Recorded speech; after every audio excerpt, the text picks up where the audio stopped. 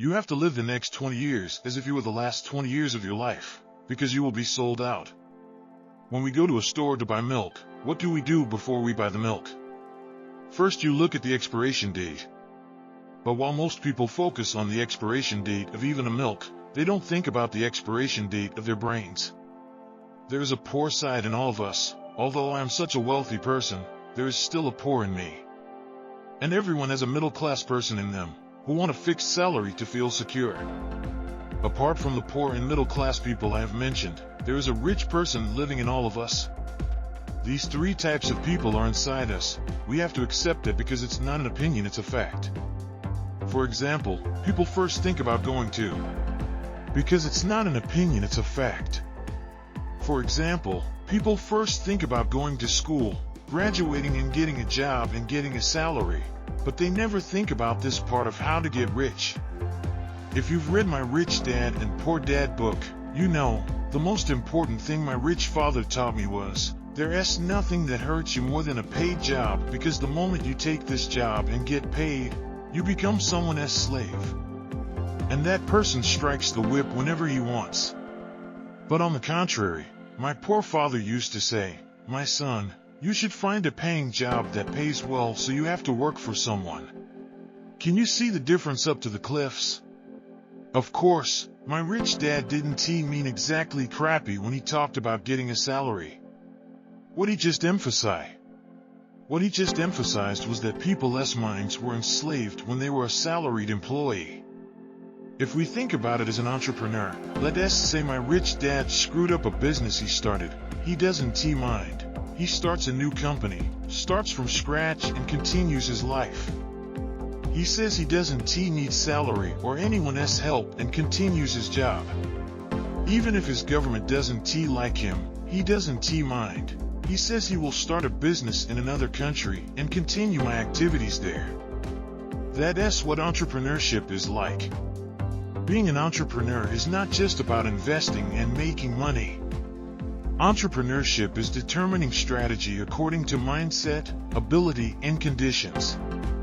With a small business venture, a large business venture, there is a huge difference between planning and With a small business venture, a large business venture, there is a huge difference between planning and management. First rule of entrepreneurship, it is thought structure. Rule 2, ability, and Rule 3 is a discipline that obeys the rules. It doesn't matter if you have a slave or entrepreneur mentality. These two things are different from each other in terms of mind, ability, and rules.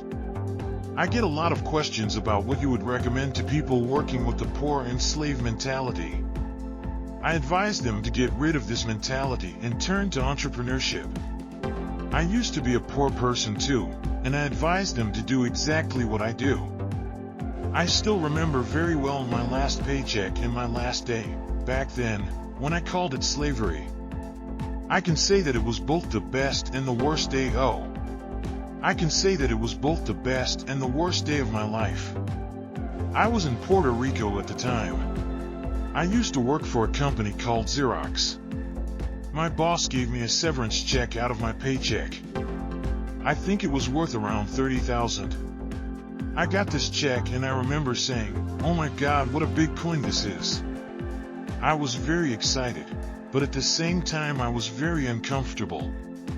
Then one of my friends with whom I worked at the company came to me and regarding my quitting, "You're leaving, but you'll be glad to come back." I think this friend of mine was named John. So why did I say John? Because you will fail. Things are not as simple as they seem, my friend, he said. I looked at him and cursed myself a few times. Since he is someone who quit his job and went back to that job unsuccessful. Since he is someone who quit his job and went back to that job unsuccessfully, it was as if he was trying to get revenge on me with a sarcastic tone. I turned to him, "Look, you got out of here and failed, then you had to come back. But I said I'll never go back if I failed." I hope you can clearly understand what I mean. Because it is like this, it is like failing in life and returning to the Father's home and taking shelter. My failures made me a successful entrepreneur one day. I didn't have any money anyway, And I didn't have a big enough investment to start a business for years. I never even had a properly paid job. But my rich father already raised me that way. He said you can do something without money. If you don't have money and you're hungry, you have to be smart. Your behavior. If you don't have money and you're hungry, you have to be smart. Your behavior towards such difficulties creates your character. Because if you don't have money, you can choose theft and fraud. You can choose dishonesty for money. Or, instead of all that, you can choose to be a good person and not give up. This is one of the pros of being an entrepreneur. In these difficulties, you learn who you are when you have nothing. You should also focus on the big picture. A lot of people focus on bad events they've experienced. But the important thing is that whatever happens to you, you have to be prepared for it. You have to be prepared for it. Pen as well as bad things happen to you. You have to live the next 20 years as if you were the last 20 years of your life, because you will run out. When we go to a store to buy milk, what do we do before we buy the milk? First we look at the expiration date.